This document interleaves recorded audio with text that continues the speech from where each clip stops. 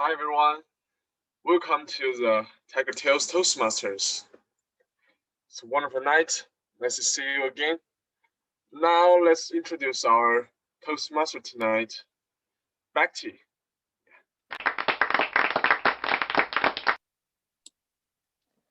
Greetings, fellow Toastmasters and my friends. Tonight's theme is Life is a Movie. Now, some of you may or may not agree with that statement. Me personally, I do believe that life is like a movie, but not necessarily the movie that I would like. Or even better, that movie is yet to be made. So, tonight I asked all of the speakers if they had a movie that they could live in real life, which one would that be? For me personally, let me show the poster. It's this Bollywood movie called Zindagi Na Milegi Dobara. And to translate it in English, it means you don't get the life a second time. So this is one of my favorite movies. It's about these three friends who are childhood friends, and the one who is levitating is getting married. So they all decide to have a bachelor's party in Spain. And one of them decides one of the adventure sports, and two of them have to agree to do that adventure sport.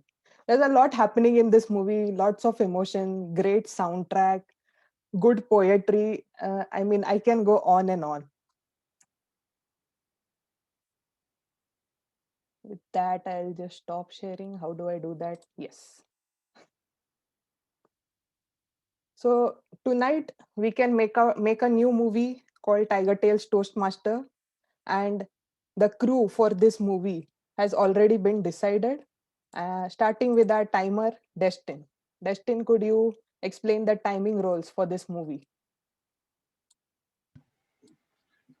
Thank you, Madam Toastmaster. So my role today as a timer is to keep track of the timing during the speeches and also track of the time of the meeting as a whole. So for the prepared speeches, for example, the timing rules is 5 to 7 minutes.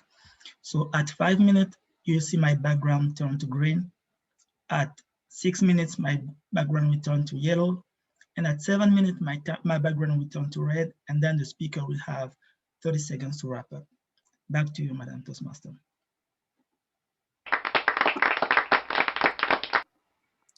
Thank you, Destin. Our next crew member is the R counter, who is Mingshuo. Mingshuo, can you explain the rules by R counter?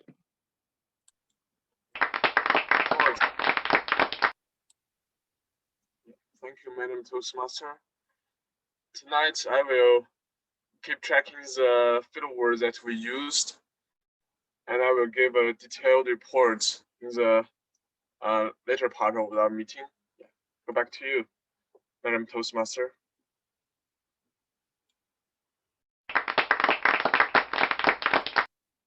Thank you, Mingshuo. The next crew is grammarian, who is Ruchi. Ruchi, could you explain the grammarian's rule for tonight?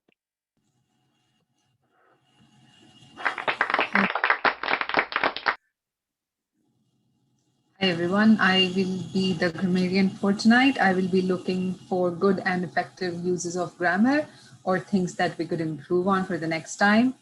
Along with it, we do have a word for today that is envisage. I had just been calling it envisage, which could be just something with the England English or American English, I don't know. It is a verb. It means contemplating or conceiving of as a possibility or a desired future event. In a sentence, it might look like the SpaceX enabled us to envisage space travel in the near future for each and every one. Over to you, Bhakti.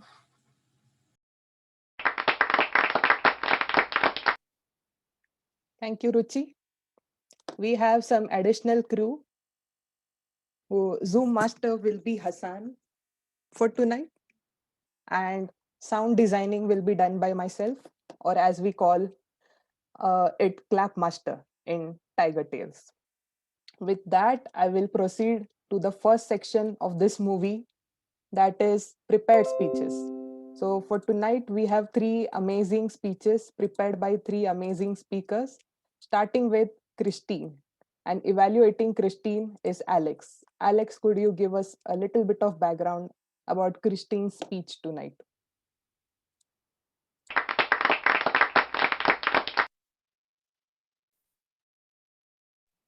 I believe Alex is not here right now. We can start with. Alex walked upstairs, Okay. but I know Christine's working on research her topic tonight, a Okay. third speech in her first level pathway. I will start watching and we'll update Alex as he comes back. Let's do it.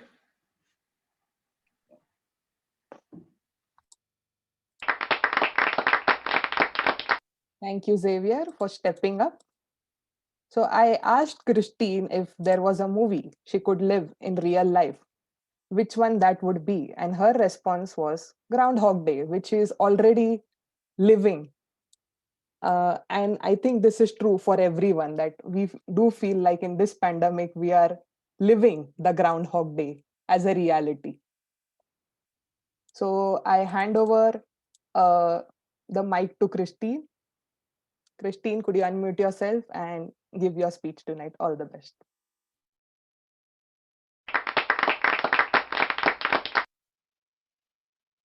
When I woke up, the sun was shining. I bit the bullet and went for a walk. 5 minutes in, it started raining cats and dogs. If that didn't add insult to injury. I figured this is just par for the course. As I continued along, I ran into a friend.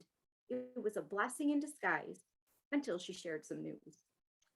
I believe that people who live in glass houses should not throw stones. As my friend shared her perspective, I thought to myself, well, if that's not the pot calling the kettle black. I was caught between a rock and a hard place. I don't judge a book by its cover, but she hit the nail on the head when she let the cat out of the bag. We turned the corner, and speak of the devil, that friend was in the distance. As we came closer, she said she was feeling under the weather, but had to get out of her house for some fresh air, which only happened once in a blue moon.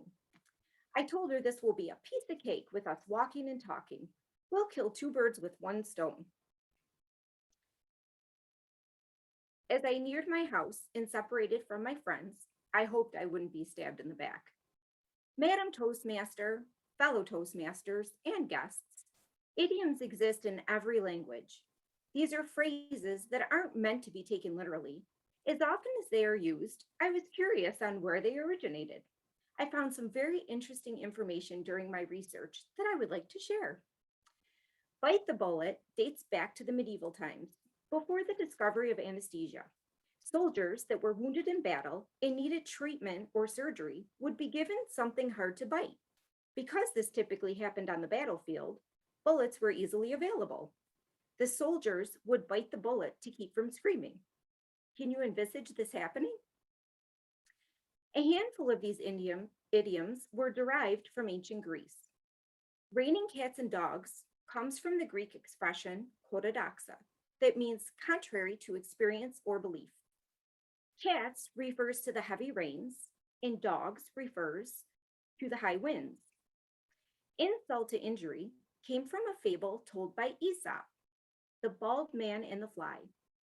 The bald man was bit on the head by a fly. When trying to swat the fly, he missed and bonked himself on the head very hard. The meaning would be to do or say something that makes a bad situation worse. Caught between a rock and a hard place comes from a story where Odysseus had to pass between a treacherous whirlpool and a man-eating, cliff-dwelling monster, meaning you're faced with a dilemma that gives you two alternatives.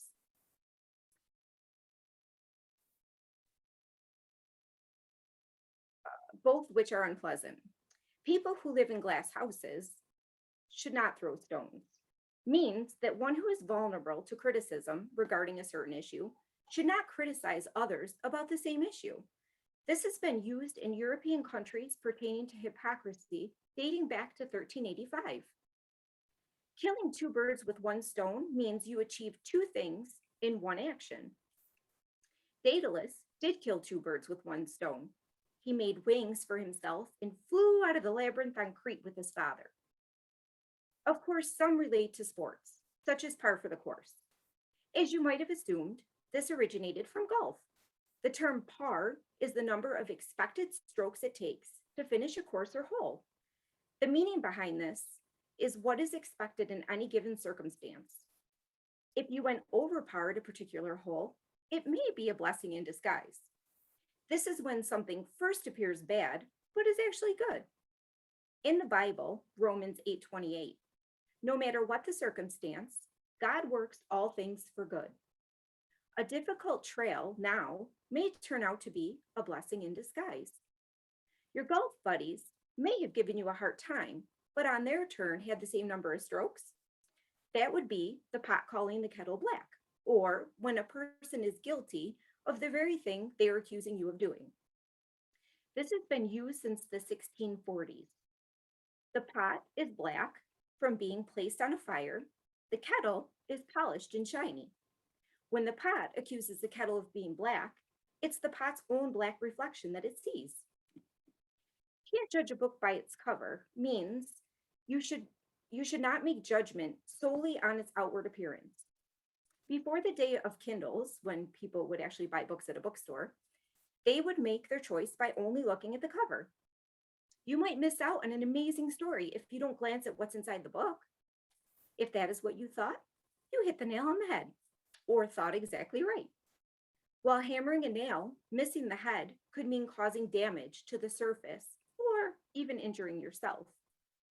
If you didn't want to share that you caused damage to the homeowner's property, or maybe it's your wife you don't want to tell, but a friend ends up saying something, they let the cat out of the bag or let a secret slip out. Merchants would sell customers live piglets, and when the customers looked away, they would swap the pig for a cat. The buyer wouldn't discover they've been cheated until they got home and left the cat out of the bag. If holding secrets in makes you feel under the weather, you feel unwell or worse than usual. This is a nautical term from the days of old sailing ships. Any sailor who wasn't feeling well was sent below deck to protect them from the weather. Being below deck, they were under the weather. Now, if something is a piece of cake, then you felt it was easy to do.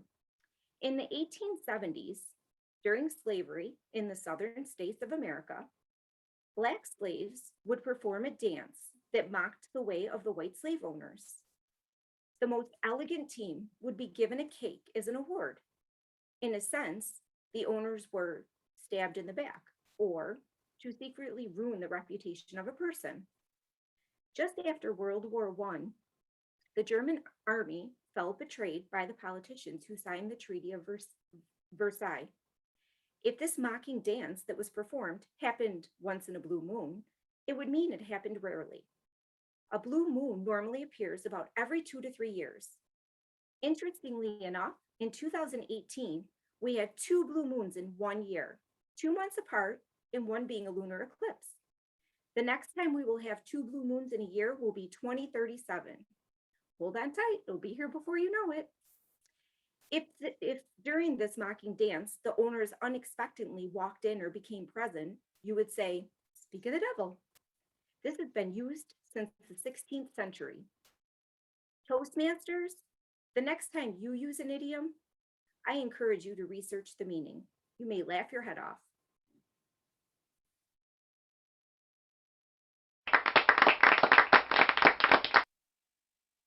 Thank you, Christine.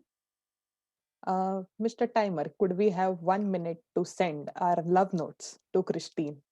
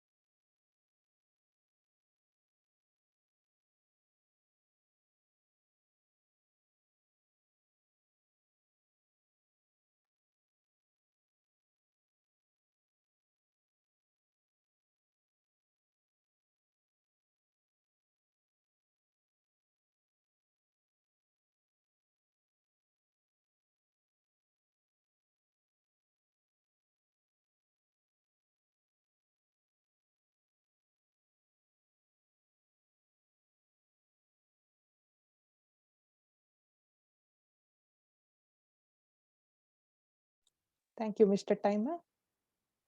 The next speaker for tonight is Xavier, and evaluating Xavier is Ajita. Ajita, could you tell us a few things about Xavier's speech tonight?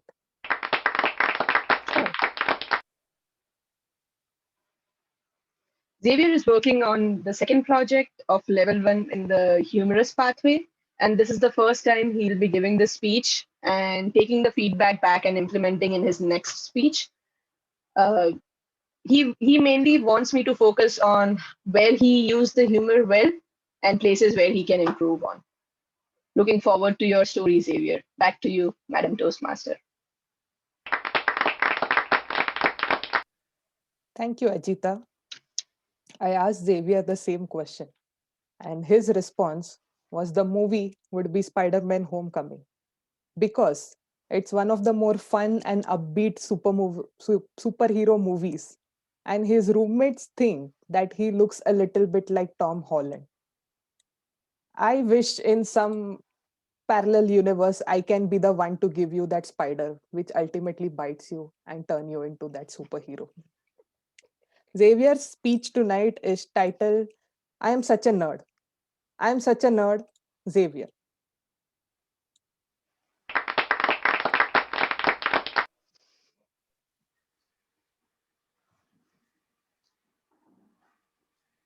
Madam Toastmaster, fellow Toastmasters and guests, I have a secret for you, and it is this.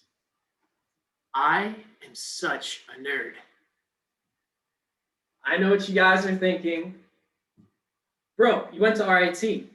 That's par for the course. But the rabbit hole goes much deeper. Remember when we were young, when math was easy, simple, understandable, you had numbers, addition, nap time, everything was just great. Then, bam, word problems came in and infiltrated all of our beautiful numbers. After that, they threw in letters and we had to find what X was. I found X pretty easily. But everyone else had a hard time. And then by the time we got to college, they just started making up letters.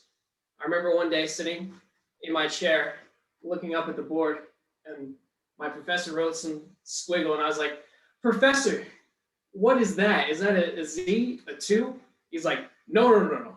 This is new. New. The thing is, I didn't have trouble with word problems. I actually liked word problems. And I attribute that to my dad. When my family, when I was young, went on road trips, my older brother and I sat in the back seat and asked, Dad, are we there yet? How much longer? My dad, instead of giving the normal parental answer, shut up, we'll get there when we get there, decided to take it a different method. Well, let's calculate it out. Well, there's 13 miles left to go. We're going 65 miles an hour. How long? How long is it? You know, do it in your head. And he would pester us until we got the answer. Eventually, we learned to stop asking. But then my dad would still ask us, and it would sound something like this. Xavier, how much longer? At least that's how it sounded in my head. I started preparing the answer just to be ready, just in case he asked. I am such a nerd. Knowing these word problems actually helped me a lot, though, in school, because whenever we took a test, I was the first one done. As I turned in my paper, the teacher would say, all right, sit down and be quiet. Just do that, okay, until everyone's done. So I would sit down and I would take out my 8 pencils. I was the kind of guy that had 8 pencils and wouldn't lend out a single one. Because in my mind, it was like, what if the other 7 broke somehow? Then I would be out of a pencil. So I would sit there with my 8 pencils. And if you watched me, you'd see something like this. But if you got in my mind, it would look something like this. Oh! Save me! I'll redeem you. I'm glad that's all you needed from my mind because I am such a nerd. When I turned 8, my dad showed us this board game called HeroClix. Imagine everything I just did with the pencils, except now they're superhero figures. And then throw in a whole bunch of math.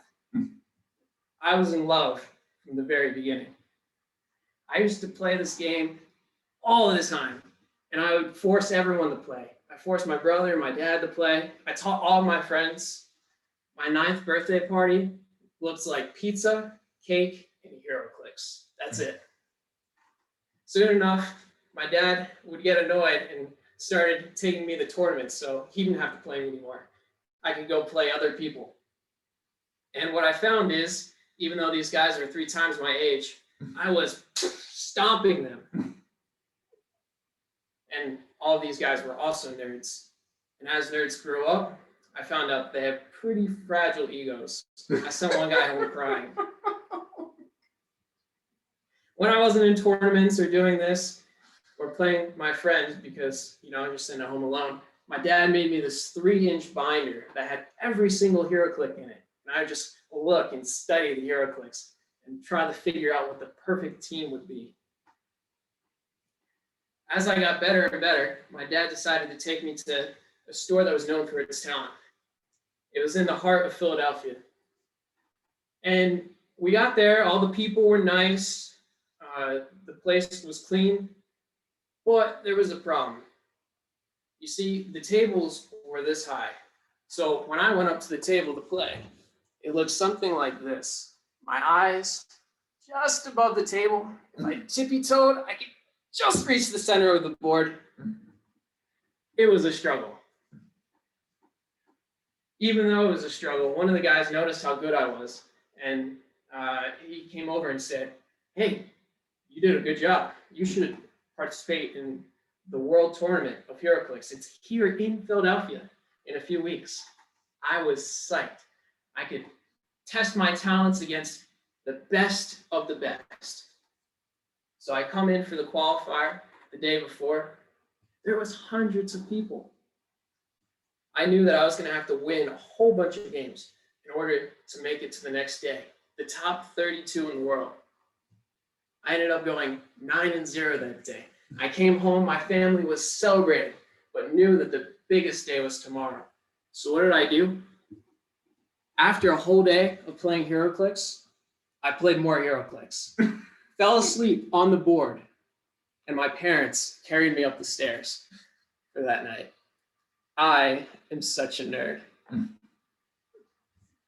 I get in the next day, and the same friend named Steve came over, also top 32 in the world. And he said, "Yo, congratulations, I knew you could do it."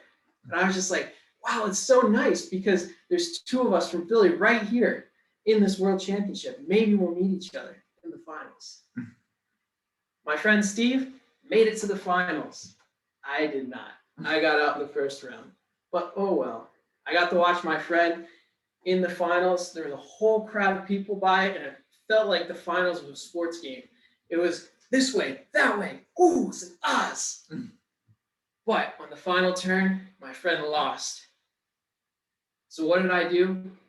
I went up to the other guy to get his autograph because I am such a nerd. Madam Toastmaster.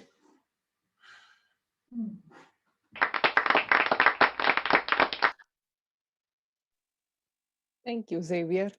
That was a wonderful speech. We could make a Netflix documentary called "I'm Such a Nerd" based on your life. Uh, Mr. Timer, could we have a minute to send love notes to Xavier? Thank you.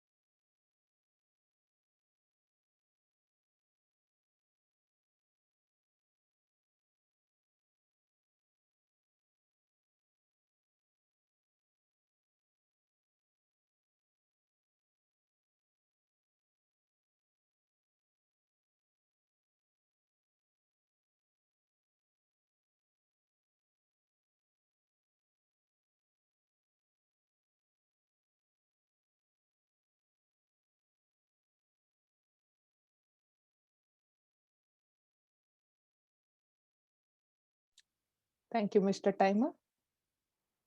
Our last speaker for tonight is Mr. Preetham, and evaluating Preetham is Sarah. Sarah, could you unmute yourself and briefly describe what Preetham will be talking about today?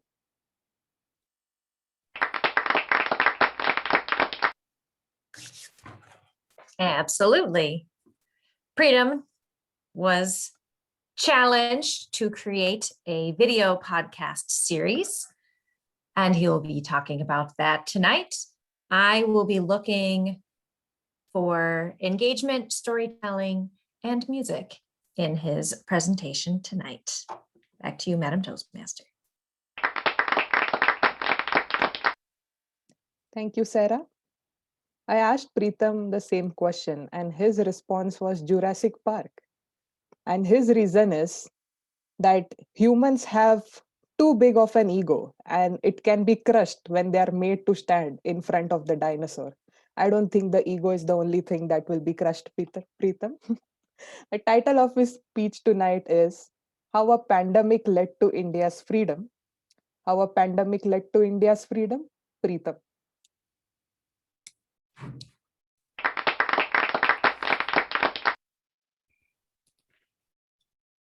My Toastmasters project for this time is creating 10 hours of content.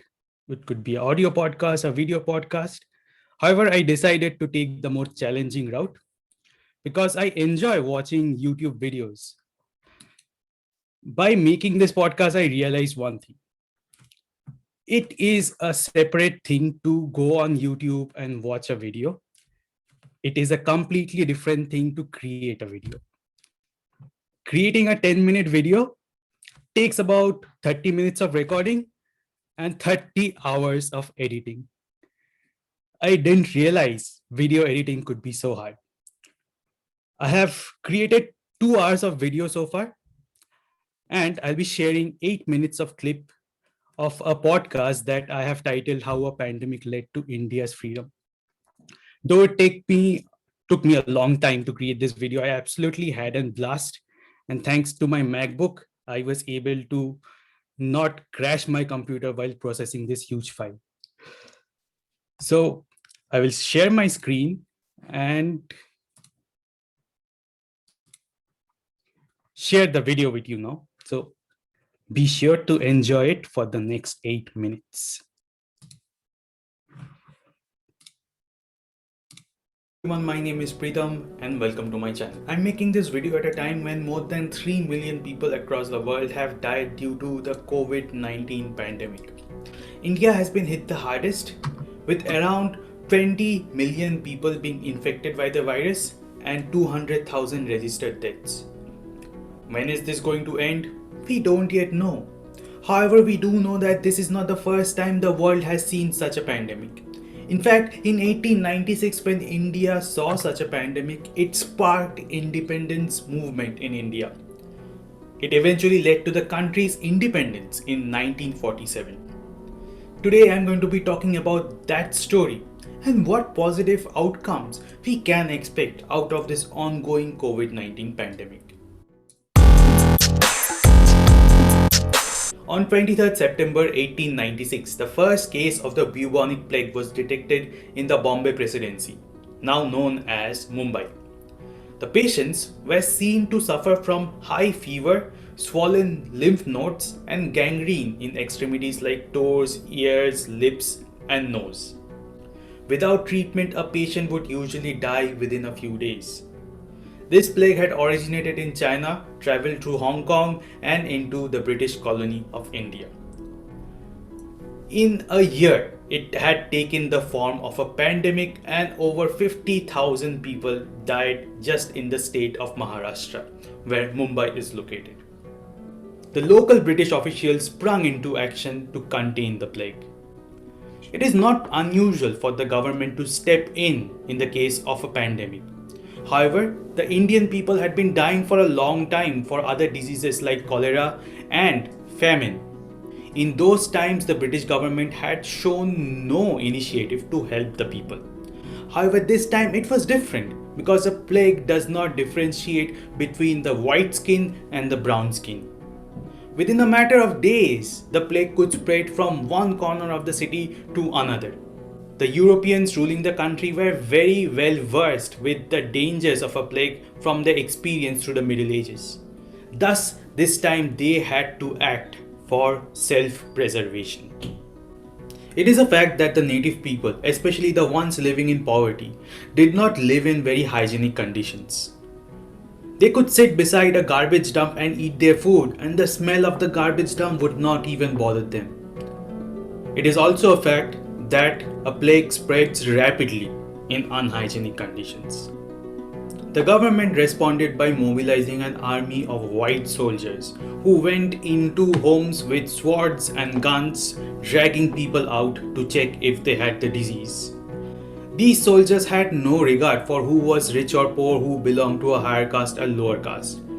They did not see the native people as their equals and dragged the people out, beating them with their weapons and making them stand in line. Anybody who showed signs of fever was sent to a concentration camp. The white soldiers did not have any regard for the religious, social, and economic structure of the community. They dragged people from their houses and even disregarded the pleas of women. These women, who did not even show their faces to people outside their family, were dragged outside and made to stand in a line, naked, in front of the whole community. As a result of these atrocities and torture, people who did not have the plague started to commit suicide. A leader from the state of Maharashtra, Bal Gangadhar Tilak, raised his voice against the atrocities by the government. He said that the plague commission set up by the government should consist of some native people. However, his voice landed on deaf ears. The chairman of the Plague Commission, General Rand, gave complete freedom to his soldiers to do whatever they wanted. As a result, the atrocities kept on increasing, and the youth of the state started bellowing in anger. Then one night, weapons were fired. The day was June 22nd, 1897. The Diamond Jubilee celebration for Queen Victoria's coronation. At the Pune Government House, all-day celebrations were underway. Among other people, one of the attendees was General Rand, the chairman of the Plague Commission. Outside the Pune Governor House stood 5 youth waiting in silence. These 5 youth were the 3 Chafekar brothers, Rana De and Sathe. These 5 people had not just come out in a whim or fancy.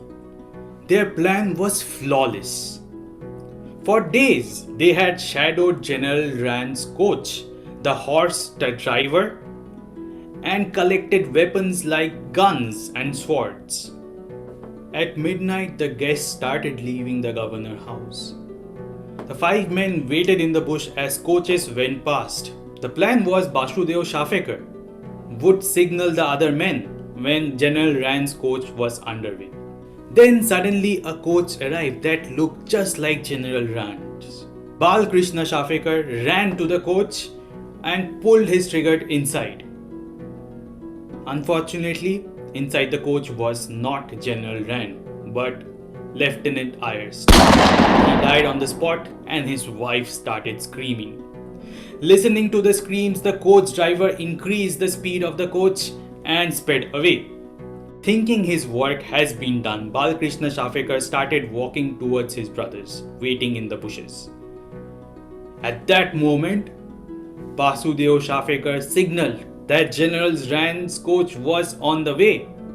Damodar Shafekar sprang out of the bush, walked over to the coach and fired at General Rand. He didn't even get time to defend himself.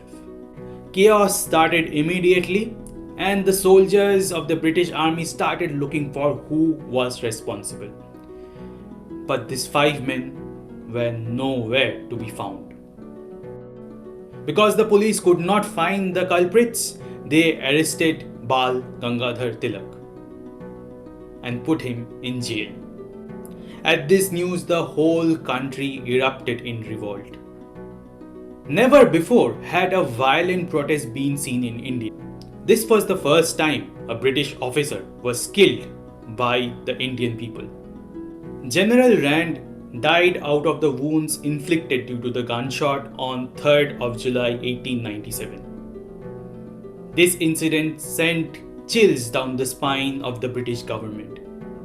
They understood that the Indian people are not going to tolerate their atrocities in silence any longer. 50 years later, India got her independence from the colonial rule.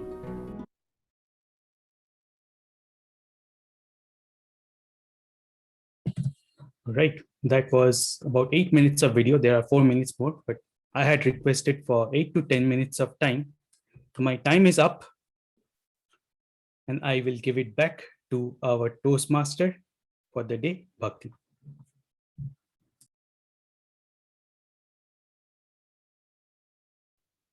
Thank you, Preetham.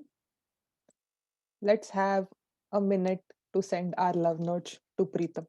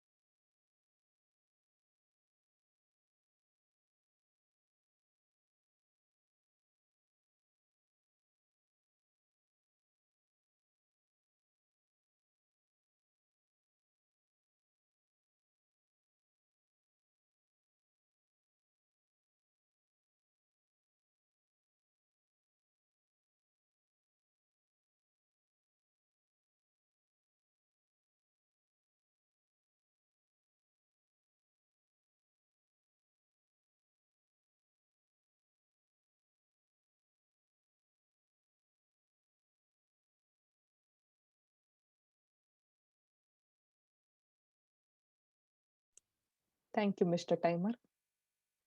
With that, we conclude the first part of this movie. Jumping on to the next part, which is table topics. This is the most suspenseful part of the movie because you never know who is going to speak and what are they going to speak about. And leading us to through this table topic section is Mr. Hassan. I asked him the same question, and his movie of choice was Forrest Gump. He wishes that he could have witnessed and influenced some of the greatest events in history. Hassan, you still have a chance. Something you do today might create history in future. With that, I will hand over this meeting to Hassan.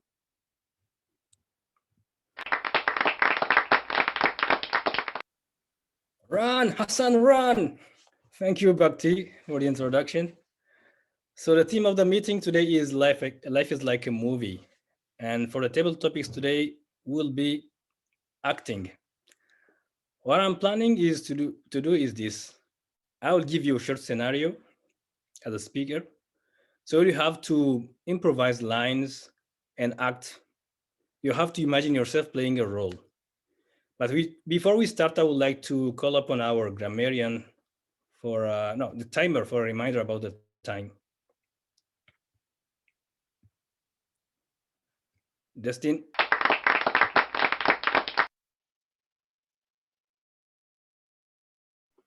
Thank you, Mr. Table Topics Master. So for the table topics, the timing rule is 1 to 2 minutes. And at 1 minute, my background will turn to green. At 1.5, my background will turn to yellow. And at 2 minutes, my background will turn to red. And then the speaker will have 30 seconds to wrap up. Back to you, Mr. Table Topics Master.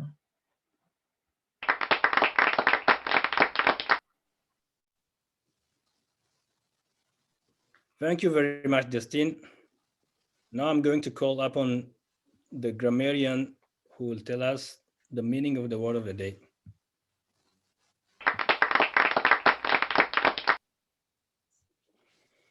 Hi, everyone. Now, for the Toastmasters, you will have to use the word behind my screen, that is envisage. I always say it envisage. So it's just maybe in my head. Again, it means contemplate or conceive of as a possibility for a desirable future event, of a desirable future event. For example, the SpaceX enabled us all to envisage space travel in the near future. Over to you, Hassan.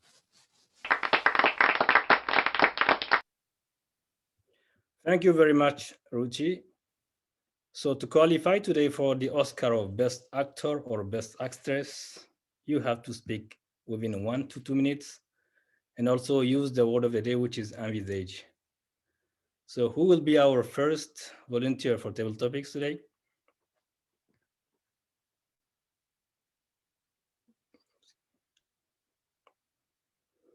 I don't see any hand. Okay, Pritam.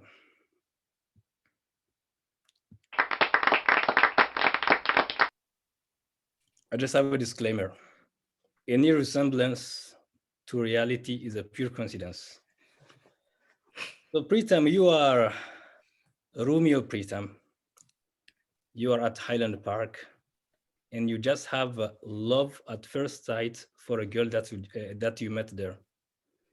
You decide to go up to her and tell her your love. Action. That is a perfect thing that could happen because I have two women in my house that I'm in love with. One has a tail. That is our co-pet that we look after about 2 or 3 days a week. Her name is Amber. She is the cutest woman in the block. When you see her, she wags her tail like she loves you the most in the world. So this time I fell in love with her while I was walking at Highline Park. She was taking a walk with her owners, but as soon as she saw me, she started wagging like tail at 5,000 rounds a minute. I knew that was love at first sight. I wish I had a tail to wag at that point to show my love for her. That was not the case. So I started calling her Amber, Amber, and she responded, I love you too, by saying, woof, woof, woof. I ran over to her and she started licking me all over.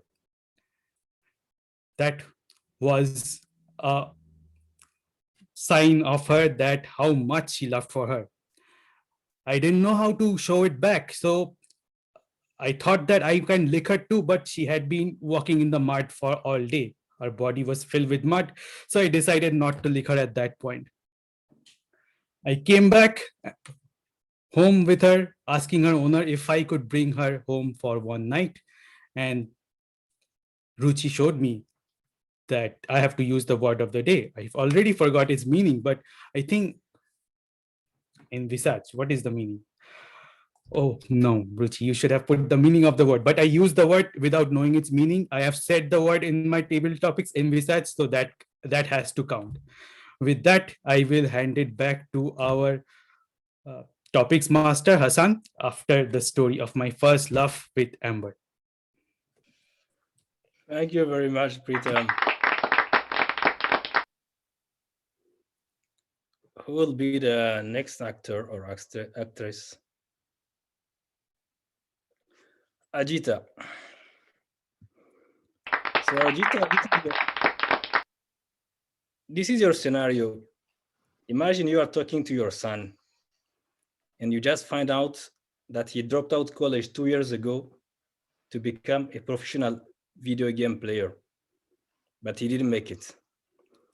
So he was lying to you all this time and you are not happy about that. So you are talking to your son.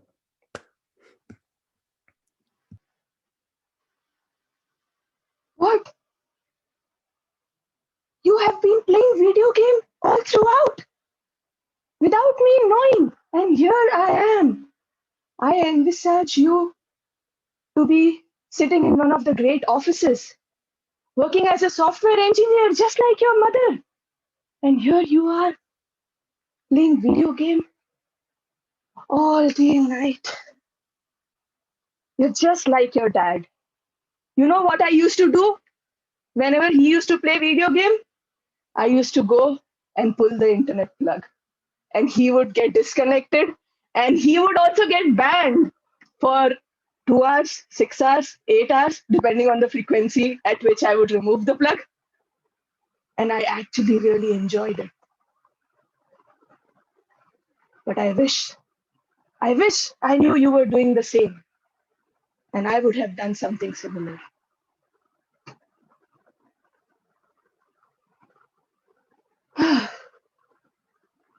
What will I do now? What will I do? Back to you, Mr. Table Topics Master.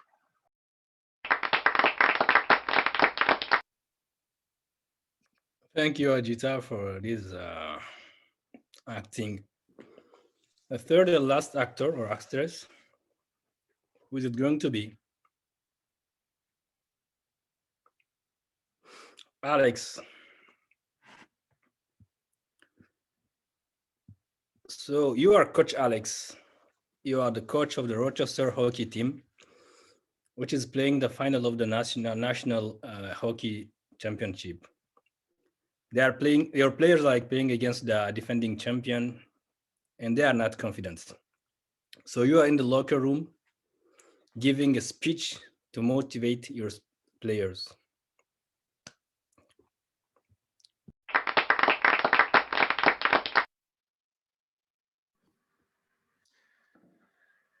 Well, gentlemen, here we are.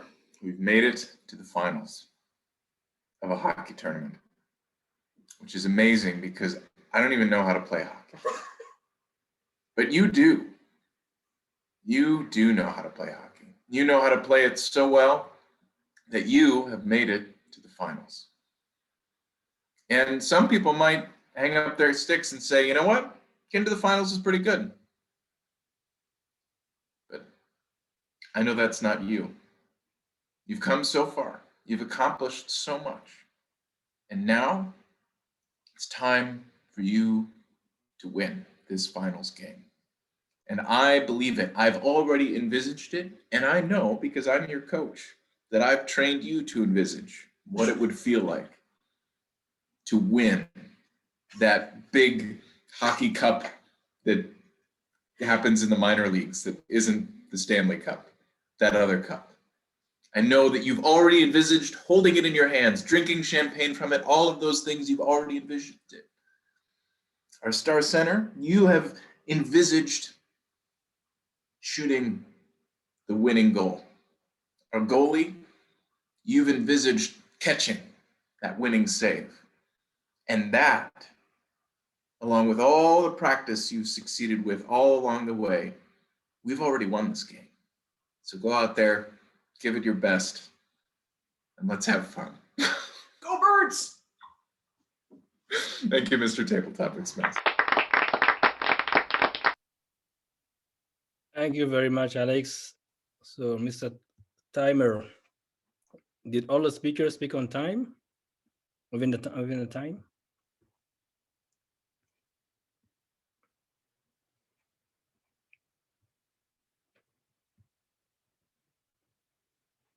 Okay.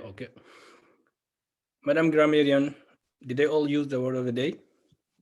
Well, including Preetham's acknowledgement of the word, yes. If not, no. Okay, so now we'll be voting for the best actor or best actress. We have Preetham, Ajita, and Alex. Back over to you, Madam Toastmaster.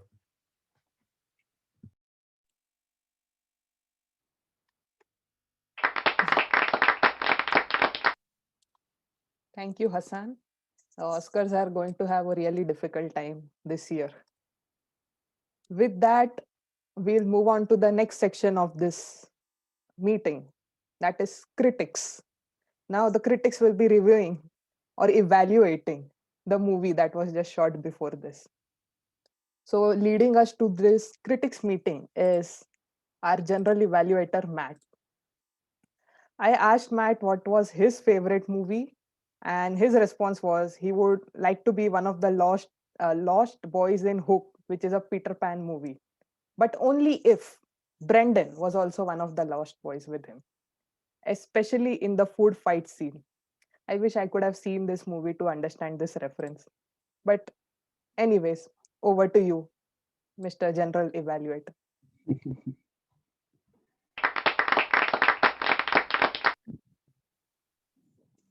Thank you very much, Bhakti, for that question. Yes, if you haven't seen Hook, you should watch it. And the food fight scene is really epic. So I really encourage you to at least go on YouTube and search Hook food fight scene, and you will enjoy it very much. What I love about that table topics section that we just had was we laughed, it was fun, it was extremely creative, and because we're able to have fun and let our guards down in here, we also, I believe that contributes a lot to the safety of it here, and we're able to give evaluations that are not only encouraging and speak of all the wonderful things we do, but also give real, legitimate, helpful feedback that may be a little bit hard to hear at times, but we're able to share it because we're very real together, and we laugh and we can give correction, and it's all a safe place. With that, we're going to hear first from Alex, who is evaluating Christina. I asked Alex, who's a character in a movie that has influenced you? And Alex talked about Atticus Finch. Atticus Finch is from To Kill a Mockingbird, which is a movie, of course, a wonderful book. And Alex said, because Atticus exemplifies courage, which is doing the thing even when you know you're licked from the start. Having that kind of courage.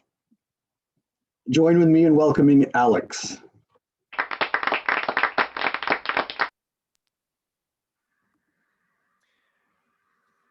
Hi there, everyone. Thank you, Matt, Mr. General Evaluator, especially Christine. I loved this speech because of the topic that you chose. Xavier is a HeroClix nerd. I am a word nerd. If I hear an idiom and I don't know the origin of it, I'm Googling it. If I hear a word and I don't know where it came from, I'm Googling it. And so to hear all the different stories of all of these different idioms was really wonderful. And especially these older idioms or ones that we might not know where it comes from, it's always a great learning opportunity, especially for folks who are speaking a second language. This is a wonderful educational speech to teach about idioms and idioms that they can use in their speeches. So it was a great topic, and it was a good topic for this audience. So you selected an excellent topic. And you organized your speech was really a lot of different idioms that you wanted to make sure that we all heard about, and you had a couple fun transitions between them. The one thing that I would encourage you that would help to make this speech stronger is that the encouragement that I give to anyone who's writing a speech is to make sure that you write a speech that only you can give. And it's tough when you're doing an educational speech because you want to pack it full of content, things that you want your audience to learn. But everyone learns better when they understand why the material is important to you. And that would be a great way to strengthen the speech, is to be thinking about times when you heard those idioms, or times when you learned them, or times that you misused them, or any one of those stories that would help us to understand you better and to understand why this material is fun for you and that you enjoy it. That if a speech has too much of content that just anyone could give, then it can start to lose folks' interest. You did present it with passion, and you were clearly having fun, and so that adds a lot to it. And you had vocal variety, you had lots of good word choices, and so all of those things help to make this an interesting speech, an engaging speech. But the one thing that it was missing is that piece that only you could give us. And so that's what I would encourage you the next time that you give this speech or one like it that's informational, is make sure that you include a piece of yourself in that speech. Beyond that, you've given us a wonderful educational speech. You've selected a topic that I especially enjoy and I know is great for this audience. But next time, make sure that you include that piece of yourself, not just your passion for the topic, but to make sure you include that story that only you could tell. And Mr. General Evaluator.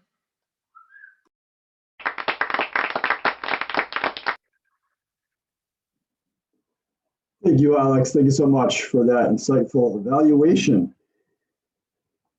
I was also very jazzed when I knew this was going to be about idioms, which I figured out within the first 30 seconds. Excellent speech. Our next evaluator is Ajita. And likewise, I asked Ajita, who is a character in a movie who has influenced her? Loved her answer. It was Rancho from The Three Idiots. I hope most of us have seen The Three Idiots, and if you haven't, you must watch it.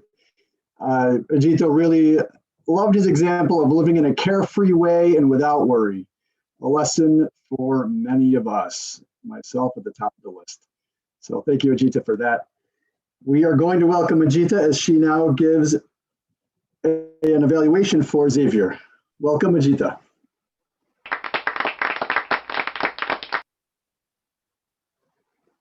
Thank you, Mr. General Evaluator, fellow Toastmasters, guests, and Xavier.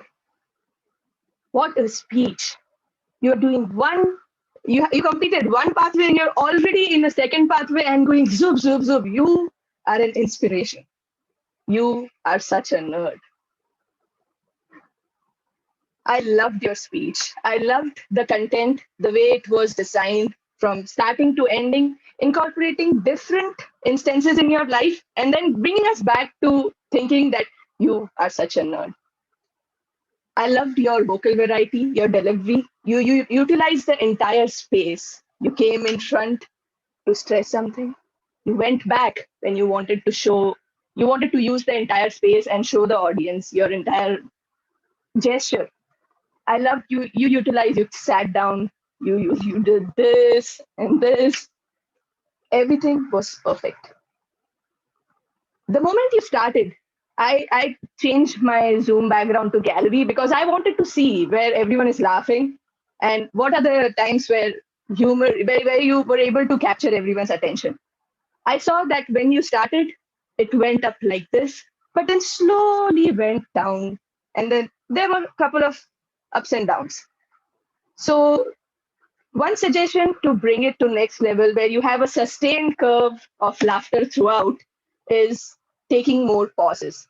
I thought you had great content and I felt that you just wanted to share everything.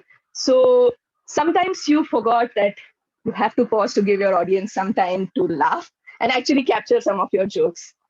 One of the places where I felt you could have easily gained a lot of laughs was where you said we were actually made for each other. And you didn't give a chance for everyone to understand that. It was a fantastic joke, I felt. And I was really laughing at it, but I was seeing that not everyone could catch it. So overall, I feel you had a great content, great delivery, great use of the small screen. Only thing which I feel you can improve in the next, if you're planning to incorporate this feedback, is try to identify those spots where you actually want to pause and give. You did pause at a couple of spots, but I felt maybe a pause was not necessary at this point. So going back and reevaluating and thinking that, yes, this is exactly where I need to pause so that you get more laughs. And yes, I felt it was a wonderful speech and I can see great potential of you growing in this humorous pathway. And I look forward to hearing more and more speeches from you. Back to you, Mr. General Evaluator.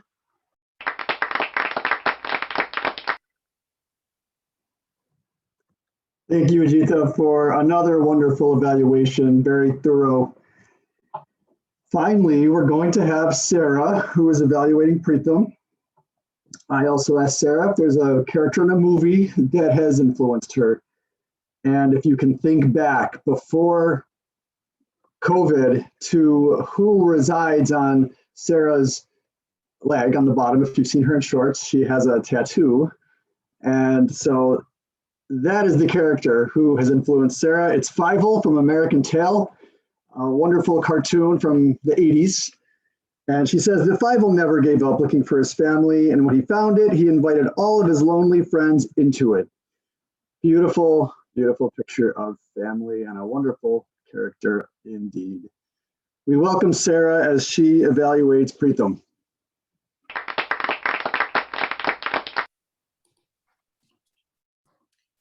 Thank you, Matt. Fellow Toastmasters, and especially Preetham. Preetham, you shared with us tonight a podcast that took you quite a long time to edit, apparently, and it shows. I think we can all see all of that work in there. However, it does look like you made it today since you're wearing the same shirt, which I think you wore the same shirt to match your podcast perhaps, but I don't think you have been wearing the same shirt for 30 hours. And if you have, it's time to change.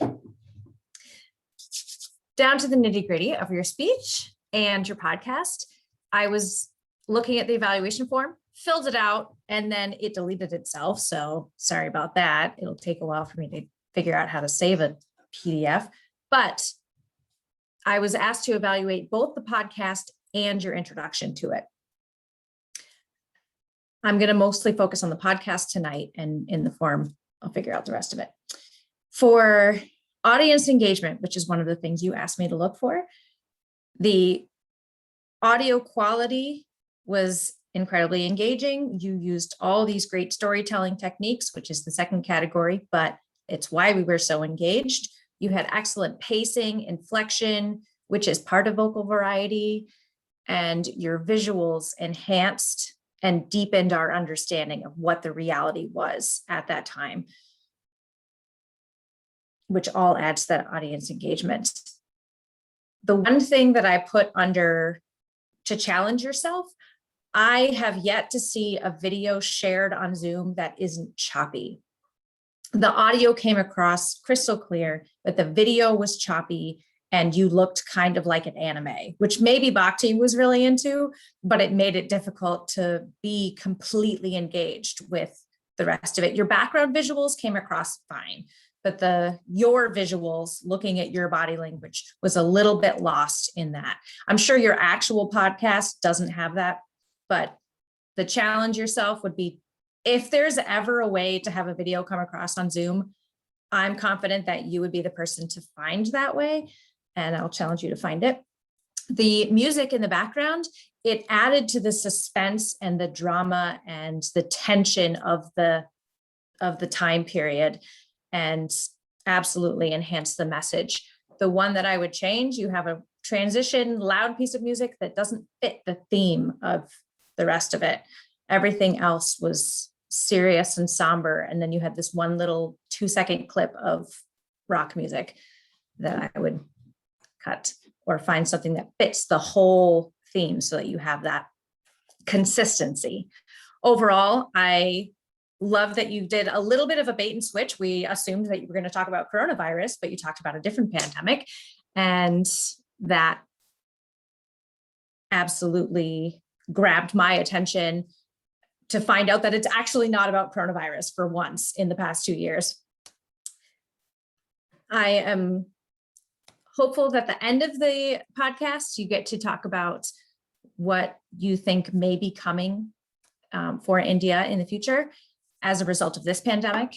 And I look forward to seeing more of these podcasts. I think it's an excellent topic and an excellent presentation, as always. Back to you, Mr. General Evaluator.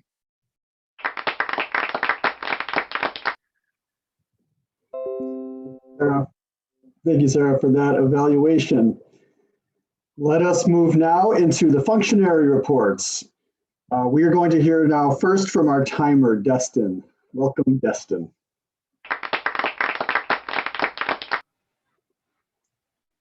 Thank you, Mr. General Evaluator. So for the timer report, in all the sections, everybody was on time except Sarah in the evaluation section.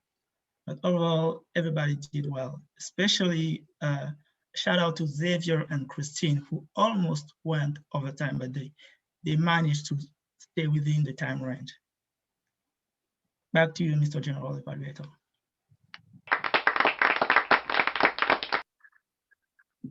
Thank you, Destin. Let's hear next from our counter, Ming Chuo.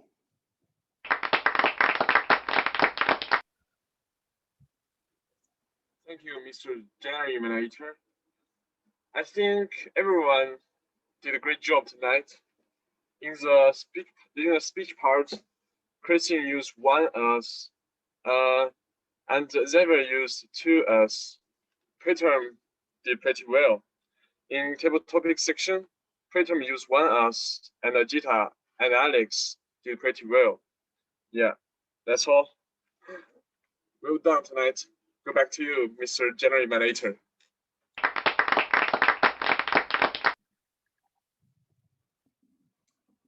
Thank you, Ming Chuo. And finally, we have Ruchi, who will give our grammarians report. Ruchi.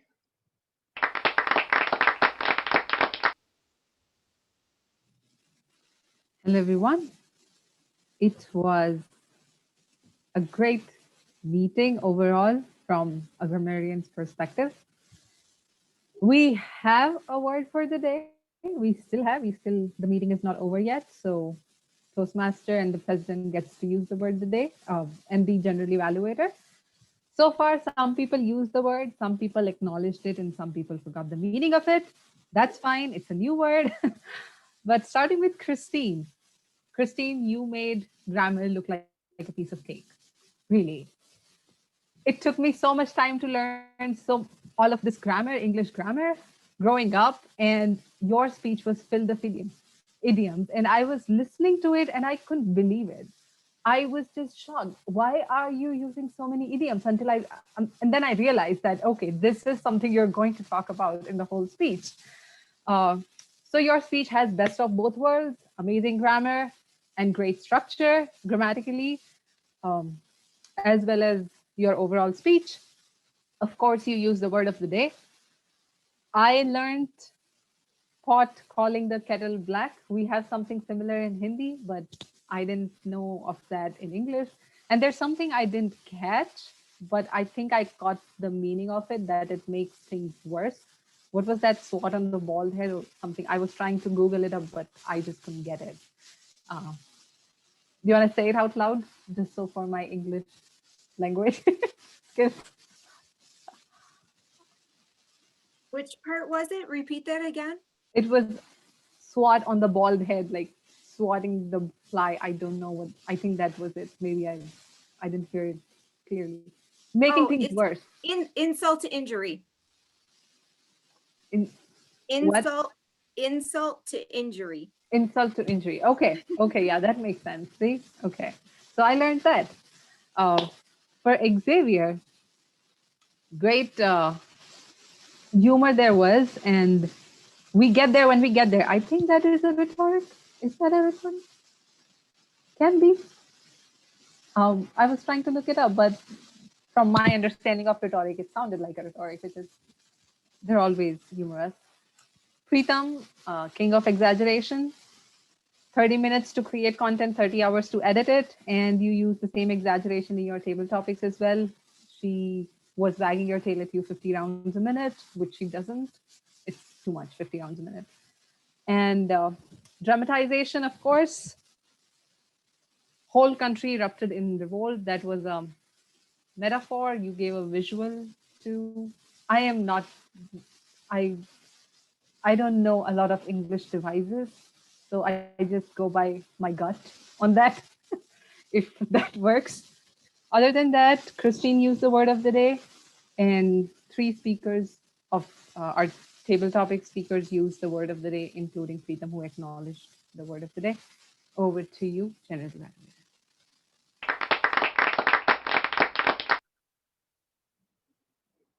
Thank you, Ruchi, for that grammarian's report. A quick report from myself regarding this meeting. I noticed right from the start that we had some missing roles, I believe, and as often happens, we had people jump right in. Hassan, you were the Zoom master. I think Bhakti, you took on Clap Master, and then Xavier jumped in to introduce Christine's speech and was ready, I believe, to evaluate it when Alex was upstairs. So excellent impromptu jumping in there, being ready to take roles. That's really wonderful. and appreciated. I know also, because I was actually guilty of this, sending out questions to role players for their introductions really late. I did that. I got one myself pretty late in the game. It is good to be a bit earlier with our introductory questions. So something I'm working on for sure. Thank you for sending answers, everyone, even though they were 10 minutes before. I thought that our functionary reports were very were good in length. We didn't get times for each and every speech. We didn't need every and that every single person said. It's good to have some balanced, a couple specifics, but an overview. So good job with that. And the creativity of the table topics was wonderful, Hassan. That was real creative. When you stir up the pot and make it a different way, we appreciate that. And I'm really recognizing idioms now. I said stir up the pot. Sarah said bait and switch, and I'm going to look up bait and switch because I have no idea where that came from. Wonderful meeting. Excellent. At this point, I'm going to turn it back over to our Toastmaster.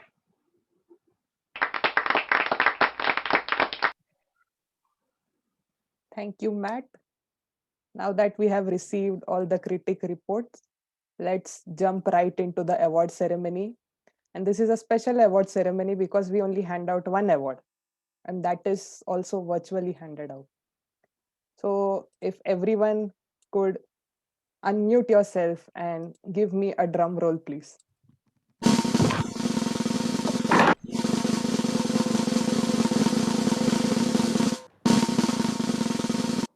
Oh, he played it twice. And the winner of Best Actor or Actress for this particular award is Ajita.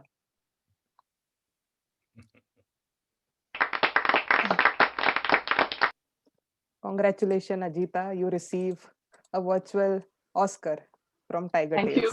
Thank you. I'm collecting it from both the sides. Would you like to thank your parents for this award? With that, I would hand back the meeting to our president, who is Bhakti.